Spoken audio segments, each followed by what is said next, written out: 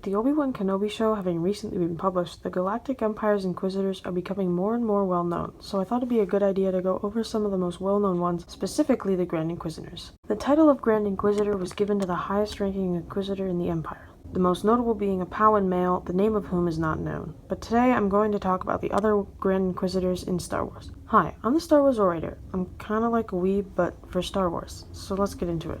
Today we're going to talk about Malorum, a Sith Inquisitor who was a Grand Inquisitor for a time. His story starts when he was working as an intelligence operative for the Empire and visited the Jedi Temple after Order 66. There he found a hologram showing him the transformation of Anakin Skywalker into Darth Vader, making him one of the first and only people to know Darth Vader's true identity, which Vader and the Empire were not aware of. Shortly after Palpatine found out Malorum was slightly Force-sensitive, even the leader of the Inquisitors, Malorum began researching Anakin Skywalker intensely, trying to find more about him. He found out that he was the father of Padme Amidala's child, which was presumed dead at the time, and he hired Boba Fett to search Naboo and Polis to try and find more about the late Amidala. After being reassigned to Balassa, Malorum became obsessed with one Jedi in particular, Ferrus Olin. Video on him might be coming later. Later, Malorum set a bomb in the Jedi Temple in Coruscant, hoping to disgrace Vader, but it was deactivated by the Jedi Ferrus Olin. He was captured by stormtroopers and interrogated about Olin's whereabouts, but the troopers not knowing they were talking to Ferrus Olin himself at that moment. Olin refused to say anything, and Malorum sentenced him to execution. Malorum then traveled to Naboo himself, but the government was not in support of the Empire and refused to give Malorum answers to his questions about Amidala. Assuming that Padme's child still lived, he sought answers, and in doing so, killed Ryo Thule, the great-grandmother of the Skywalker twins, Luke and Leia.